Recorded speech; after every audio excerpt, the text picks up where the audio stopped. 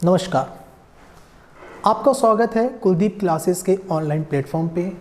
इस प्लेटफॉर्म के माध्यम से आप विभिन्न कॉम्पिटिटिव एग्ज़ाम की तैयारी कर सकते हैं, जिसमें UPSC, MPPSC, SSC, SSC CGL, SSC GD और रेलवे व्यापम की सभी प्रतियोगी परीक्षाओं की तैयारी आप इस प्लेटफॉर्म के माध्यम से कर सकते हैं।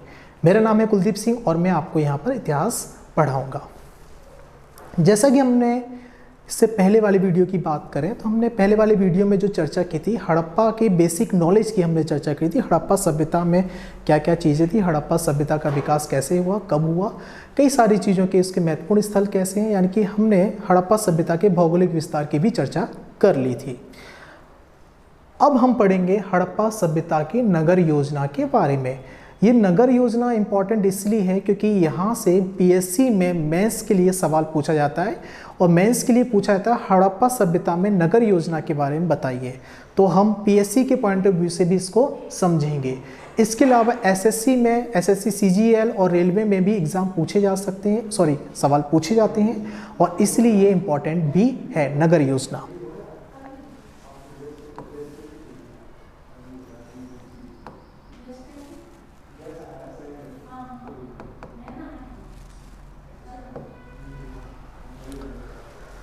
तो हड़प्पा सभ्यता के नगर योजना की बात करें तो हड़प्पा सभ्यता में जो भी नगर थे, क्योंकि हड़प्पा सभ्यता एक नगरीय सभ्यता थी, इसको नगरीय क्रांति की भी संज्ञा दी गई है।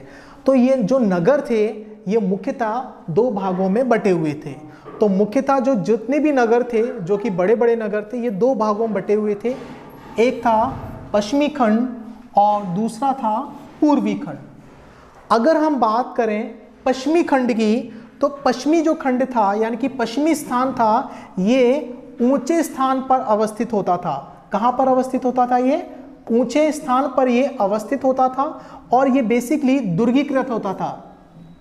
यानी कि पश्चिमी जो खंड था ये ऊंचे स्थान पर होता था और ये दुर्गीकृत होता था। इसको बेसिकली नगर कोट भी कहते थे। पूर्वी खंड की अगर हम बात करें तो पूर्वी खंड पश्चिमी खंड से बड़ा क्षेत्र होता था। पूर्वी क्षेत्र पश्चिमी क्षेत्र से बड़ा क्षेत्र होता था, जो आवासीय क्षेत्र होता था। आवासीय क्षेत्र मतलब यहां पर जो नगर की जो जनता है, सामान्य जनता यहां पर रहती थी। सामान्य जनता पश्चिमी खंड पे जो कुलीन वर्ग है, जो उच्च वर्ग है, ये यहां पर रहता था। कुलीन वर्ग है, जो उच्च वर्ग है, जो व्यावसायिक वर्ग है, जो पैसे वाले लोग हैं, ये पश्चिमी खंड पे रहते थे। इसलिए ये खंड क्या होता था? दुर्गीकृत होता था। पूर्वी खंड बड़ा होता था और आवासीय क्षेत्र होता था जहां पर सामान्य जनता रहती थी। लिखा भी हुआ है। एक और महत्वपूर्ण चीज, हड़प्पा सभ्यता में जो महत्वपूर्ण चीजें हमें मिली हैं, जैसे कि अन्नागार, गोडाउन्स की बात करें जहां पे अनाज को रखा जाता था, स्नानागार, स्विमिंग पूल की अगर बात करें तो ये दोनों चीजें हमें पश्चिमी खंड में देखने को मिलती हैं। तो ये है हमारा हड़प्पा सभ्यता का जो सामान्य नगर योजना है, जिसको दो भागों में बांटा गया था। एक है पश्चिमी खंड और एक है पूर्वी खंड। पीएससी मेंस में सवाल आता है, इसलिए हमने इसको इतना विस्तृत रूप से हमने इसको समझा। अगर हम बात करें हड़प्पा सभ्यता में नगर योजनाओं की विशेषताओं की बात करें तो बच्चों बहुत महत्वपूर्ण है नगर विशेषताएं। पीएससी के मेंस में सवाल आता है नगर विशेषताओं के बारे में। तो नगर विशेषताओं की बात करें तो जो सड़कें थी, सड़कें सीधी होती थी, सीधी स्ट्रेट लाइन, और सड़कें एक दूसरे को समकोण काटती थी, 90 डिग्री एंगल पर काटती थी। तो हड़प्पा सभ्यता में जो नगर थे, उन नगरों में जो सड़कें एक तो सीधी होती थी और दूसरा सड़कें एक दूसरे को समकोण काटती थी, 90 डिग्री राइट एंगल में काटती थी। हड़प्पा सभ्यता के जितने भी हमें नगर देखने को मिले हैं, ये नगरों में, इन नगरों में जो सड़कें थी ये जालनुमा सड़कें हमें देखने को मिलती हैं। जालनुमा ग्रिड सिस्टम हमें देखने को मिलता है, सड़कों का जाल देखने को मिलता है। कई सारी सड़कें इस तरह से हमें जाल देखने को मिलता है। तो हड़प्पा सभ्यता में नगरों की एक ये विशेषता थी। अब देखिए एक और महत्वपूर्ण चीज यहां पे लिखी हुई है जो कि है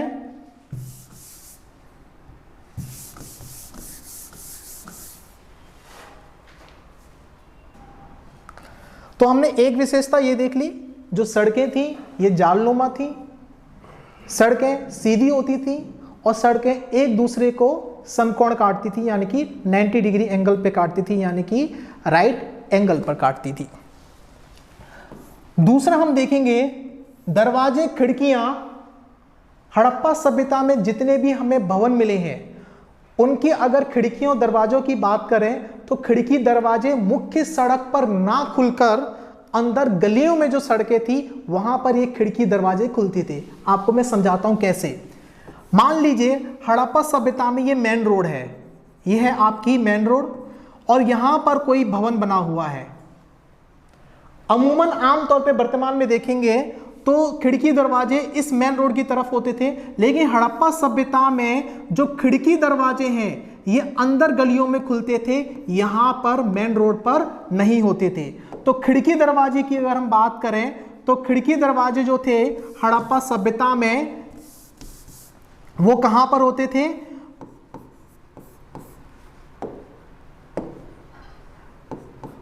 अंदर गलियों में खुलते थे। मेन मुख्य सड़क पर खिड़की और दरवाजे नहीं खुलते थे।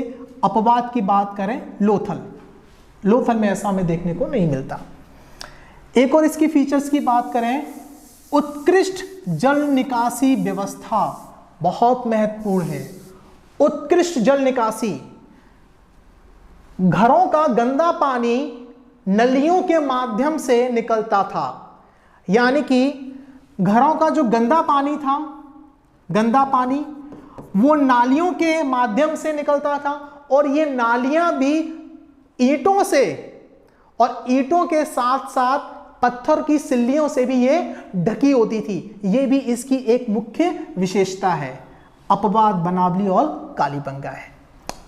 एक और महत्वपूर्ण यहां पर विशेषता है पक्की ईंटों का प्रयोग, बेक्ड ब्रिक्स इंग्लिश में कहते हैं।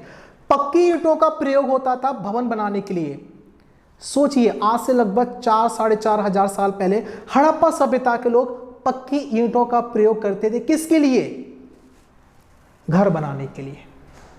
अगर हम बात करें इसके समकालीन मेसोपोटामिया की बात करें तो मेसोपोटामिया हो या मिस्र की सभ्यता हो, वहां पे पक्की ईंटों का इस्तेमाल हमें देखने को कम मिलता है।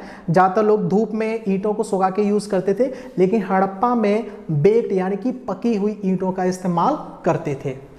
हड़प्पा सभ्यता का जो महत्वपूर्ण सवाल और पूछे जाते हैं, हड़प्पा सभ्यता में अगर हम लोग बात करें तो सबसे बड़ा क्या हमें देखने को मिला है, तो हड़प्पा सभ्यता में सबसे बड़ा जो स्ट्रक्चर हमें देखने को मिला, आर्किटेक्ट स्ट्रक्चर हमें देखने को मिला है, उसका नाम है अन्नागार। अन्नागार सबसे बड़ा स्ट्रक्चर है आर्किटेक्चर की दृष्टि से जो हमें देखने को मिला है। हड़प्पा सभ्यता की एक और विशेषता है, वो विशेषता है विशाल स्नानागार, स्विमिंग पूल, विशाल स्नानागार। अगर विशाल स्नानागार की अगर हम बात करें, हड़प्पा सभ्यता में हमें जो इस विशाल स्नानागार देखने को मिले हैं, जो मुख्य स्नानागार है ये हमें मिला है मोहनजोदड़ो में हमें देखने को मिला है। मोहनजोदड़ो जो कि पाकिस्तान के सिंध प्रांत में है, सिंधु नदी के तट पर स्थित है मोहनजोदड़ो। यहां पर हमें विशाल स्नानागार हमें देखने को मिला है। अगर हम बात करें इस विशाल स्नानागार की, अगर हम इसकी लंबाई की बात करें तो इसकी जो लंबाई है, इसकी जो लेंथ है वो है 11.88 मीटर। ये लंबा है। कितना है? 11.88 मीटर ये लंबा है। कितना है बेटा? 11.88 मीटर ये लंबा है। अगर हम इसकी चौड़ाई की बात करें, चौड़ाई की बात करें तो चौड़ाई है इसकी 7.01 मीटर। कितनी है? 7.01 मीटर इसकी चौड़ाई है। अगर इसकी हम लोग गहराई की यानी कि डेप्थ की बात करें, कितना गहरा है, तो ये गहरा है 2.43 मीटर ये गहरा है। तो ये सवाल भी पूछा जा सकता है और एमपीपीएससी में अगर ये सवाल आता है, अगर आप स्नानागार के बारे में अगर बताते तो बहुत अच्छा रहेगा। इस तरह से। स्नानागार की बात करें तो स्नानागार के जो दो साइड रहती हैं, वहां से सीढ़ियां अंदर जाती थी, अंदर जाने के लिए, स्नानागार में नहाने के लिए। स्नानागार के बगल से ही कुआं बना होता था, जहां से पानी निकाल के इसमें डाला जाता था। और स्नानागार के बगल से ही आप कुछ कमरे भी आपको देखने को मिलेंगे जो कि कपड़े बदलने के लिए इस्तेमाल होते थे, ऐसा माना जाता है।